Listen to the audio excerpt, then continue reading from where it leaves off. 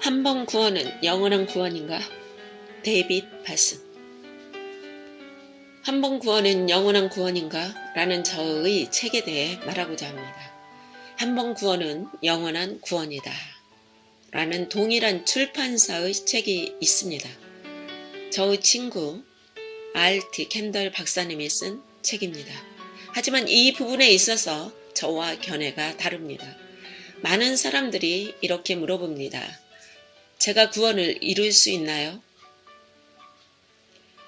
신약 성경의 80개 본문들, 신약 성경의 각 저자가 기록한 이 본문들에는 그리스도인들에게 구원을 잃지 말라는 경고가 있습니다. 80개의 본문이면 충분합니다. 설교자들은 경고를 주는 그 본문을 거의 가르치지 않습니다. 우리는 미래의 확신을 주는 본문을 좋아합니다. 그러나 예수님이 그들을 내 손에서 빼앗을 자가 없느니라고 말씀하셨을 때 여러분 자신이 주님의 손에서 떠날 수 없다고 말씀한 것이 아닙니다.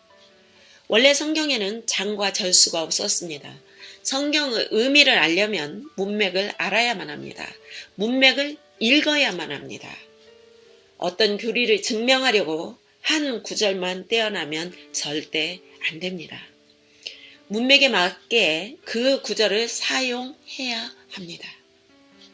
성경에 하나님이 우리를 지키실 수 있다고 말하는 구절이 있는 곳마다 우리가 자신을 지켜야 한다는 또 다른 구절이 있다는 것을 알게 되었습니다. 놀라운 균형이지요. 유다서의 끝부분에 이렇게 나옵니다. 능히 너희를 보호하사 거침이 없게 하시고 너희로 그 영광 앞에 흠이 없이 기쁨으로 서게 하실 하나님. 이 놀라운 약속 바로 새 구절 위에 이런 구절이 있습니다. 하나님의 사랑 안에서도 자신을 지키며 이것이 균형입니다. 여러분이 이 두 구절 중 하나만 인용한다면 균형을 잃게 됩니다. 바울이 쓴 디모데 후서를 보십시오. 그 서신에서 한 구절은 이렇게 말합니다. 내가 의탁한 것을 그날까지 그가 능히 지키실 줄을 확신함이라. 이 구절만 읽고 함께 가야 하는 다른 구절을 읽지 않으면 안 됩니다. 그 구절은 거의 같은 페이지에 있습니다. 바로 내가 믿음을 지켰으니 계속 지켜가는 것은 하나님과 당신 사이의 협동입니다. 하나님은 지키실 수 있고 우리는 지켜야 합니다. 이 균형은 성경 모든 곳에 나타납니다. 그러나 한 구절만 인용한다면 균형의 한쪽 면만 갖게 되는 것입니다. 균형을 잃어버리는 것입니다. 하나님의 지키시는 능력에 대해 읽는 곳마다 자신을 지키라는 권고를 발견하게 될 것입니다. 하나님의 사랑 안에 우리는 자신을 지킵니다. 하나님은 우리가 그분께 의탁한 것을 지키십니다. 그것이 균형입니다. 위험한 반쪽 진리가 아닌 온전한 진리입니다. 우리는 살아있는 동안 이 책임이 있습니다. 그분을 계속해서 신뢰해야 합니다. 그분의 인자하심에 계속 반응해야 합니다. 그리고 끝까지 인내해야 하는 것입니다. 성경에는 끝까지 견디는 자는 구원을 얻으리라 라고 말씀하십니다. 즉 신앙생활을 시작하는 사람들이 구원을 받는 것이 아니라 믿음으로 신앙생활을 마치는 사람들이 구원을 받는 것입니다. 얼마나 중요한 교훈입니까? 많은 사람들이 시작은 하지만 마치지 못합니다. 신약 성경에는 시작하지만 마치지 못하는 사람들을 향한 경고들로 가득합니다. 믿음은 계속적인 신뢰와 순종의 관계입니다. 우리가 믿음을 지키는 한 하나님이 우리를 지키실 것입니다. 이제 이러한 것들을 말하는 80개의 본문 중 한두 개의 본문을 살펴보겠습니다. 먼저 요한복음 15장에서는 이렇게 말합니다. 내 안에 거하라. 나도 너희 안에 거하리라. 다시 균형을 볼 수 있습니다. 너가 내 안에 머물면 내가 너 안에 머물 것이다. 이 면의 경고는 바로 이것입니다. 내가 내 안에 머물지 않는다면 나는 너희 안에 머물지 않을 것이다. 그래서 우리가 주님 안에 머물지 않으면 어떻게 되는 것입니까? 가지가 포도나무에 붙어 있지 아니하면 스스로 열매를 맺을 수 없음 같이 너희도 내 안에 있지 아니하면 그러하리라. 요한복음 15장 4절 말씀입니다. 나는 포도나무요 너희는 가지라. 그가 내 안에 내가 그 안에 거하면 사람이 열매를 많이 맺나니 나를 떠나서는 너희가 아무것도 할 수 없음이라. 이제 경고가 나옵니다. 사람이 내 안에 거하지 아니하면 가지처럼 밖에 버려져 마르나니 사람들이 그것을 모아다가 불에 던져 사르느니라. 그것은 80개 본문 중 한 개의 본문일 뿐입니다. 같은 복음서에서 예수님께서 또 말씀하십니다. 나는 그들을 알며 그들을 내 손에서 빼앗을 자가 없느니라. 이 본문으로 균형을 잡고 온전한 진리를 함께 취할 필요가 있습니다. 복음서 전체가 온전한 진리를 드러냅니다. 이제 로마서를 보시겠습니다. 그러나 이 모든 일에 우리를 사랑하시는 이로 말미암아 우리가 넉넉히 이기느니라. 내가 확신하노니 사망이나 생명이나 천사들이나 권세자들이나 현재일이나 장래일이나 능력이나 높음이나 깊음이나 다른 어떤 피조물이라도 우리를 우리 주 그리스도 예수 안에 있는 하나님의 사랑에서 끊을 수 없느니라. 놀라운 약속입니다. 이제 한 페이지 넘겨서 11장을 읽어보시겠습니다. 바울이 이방인 신자들에게 유대인들에 대해서 이야기하고 있습니다. 그리고 하나님의 백성으로부터 떨어진 유대인들 중 많은 이들에 대해 이야기합니다. 옳도다. 그들은 믿지 아니함으로 꺾이고 너는 믿음으로 섰느니라. 높은 마음을 품지 말고 도리어 두려워하라. 하나님이 원 가지들도 아끼지 아니하셨은즉 너도 아끼지 아니하시리라. 로마서 11장 20절에서 21절. 그러므로 하나님의 인자하심과 준엄하심을 보라. 넘어지는 자들에게는 준엄하심이 있으니 너희가 만일 하나님의 인자하심에 머물러 있으면 그 인자가 너희에게 있으리라. 그렇지 않으면 너도 찍히는 바 되리라.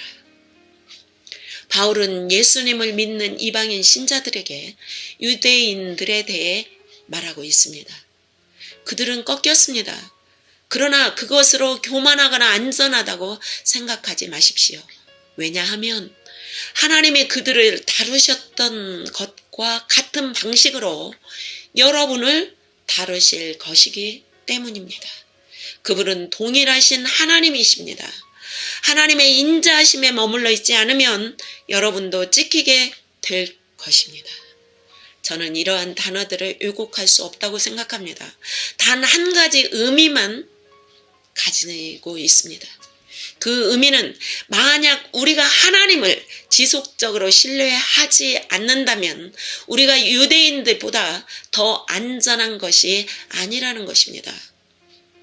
아주 심각한 본문인 것이죠. 설교자들이 이것을 인용하는 것을 얼마나 들어보셨습니까? 우리 모든 설교자들의 큰 문제는 우리가 설교할 구절들을 스스로 선택한다는 것입니다. 우리는 모든 구절을 설교하지 않습니다. 우리는 구절들을 선택합니다. 우리가 조심하지 않는다면 우리는 사람들이 듣기 원하는 구절들을 선택하게 됩니다.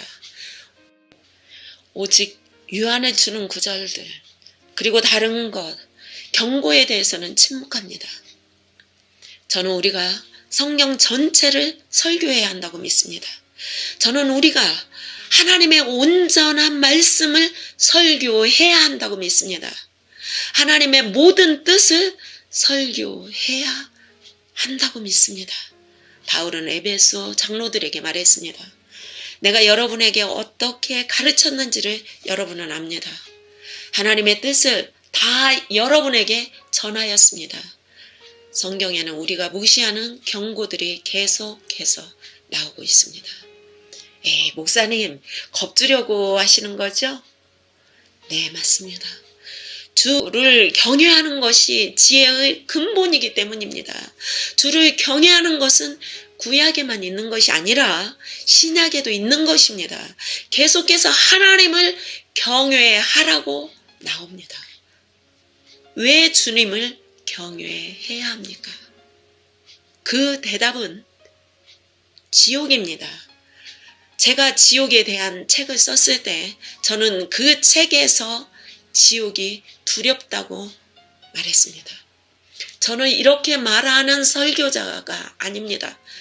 불신자들아, 나는 천국에 가지만 너희는 지옥에 갈 것이다. 저는 그렇게 설교할 수 없습니다. 저 스스로가 지옥 가는 것이 두렵기 때문에 지옥에 대해 설교합니다. 저는 바울의 말처럼 제가 다른 사람에게 전파한 후에 제 자신이 도리어 버림을 당할까 두렵습니다. 그것은 매우 건강한 두려움입니다. 그것은 하나님의 심판을 두려워하는 것과 관련됩니다. 영원한 형벌을 두려워하는 것은 건강한 두려움입니다. 우리는 그러한 두려움이 더 필요합니다. 제가 가는 많은 교회에서 보지 못하는 한 가지는 하나님을 향한, 주님을 향한 경외감입니다. 한 젊은이가 저에게 한 말입니다. 우리는 교회에서 형제같이 다정한 하나님을 예배합니다. 어떤 사람들이 하나님과 파티하는 것처럼 예배를 이끄는 것이 두렵습니다. 하나님은 멋진 분이셔. 우리는 그분과 함께 재미있게 즐기고 있어. 살아계신 하나님의 손에 빠져 들어가는 것이 무서울진저. 사람들이 하나님의 임재 안에서 떠는 교회에서 제가 설교한 것이 몇 번 안 됩니다. 바울이 말하기를 두렵고 떨림으로 너희 구원을 이루라. 너희 안에서 행하시는 이는 하나님이시니. 어떤 사람이 두려움과 떨림으로 구원을 이루는 것을 본 마지막 시간이 언제입니까? 전능하신 하나님이 그들 안에서 행하시고 계심을 깨달았기 때문에 떠는 것을 언제 보셨습니까? 제가 전한 말씀을 깊이 생각해 보십시오. 제가 한 가지 면을 강조하고 있다는 것을 압니다. 하지만 그것은 무시되어 왔던 면입니다. 사람들이 듣기를 원하지 않는 부분이기 때문입니다. 저는 설교하기 시작했을 때 주님께 약속했습니다. 주님, 제가 사람들에게 그들이 듣고 싶어하는 것이 아니라 그들이 들어야 하는 것을 말하겠습니다. 왜냐하면 제가 말씀을 전하는 사람들을 매우 사랑하기 때문입니다. 저는 여러분들이 들어야 하는 것을 전하기를 원합니다. 그러한 것을 여러분이 들어야 하는 것입니다.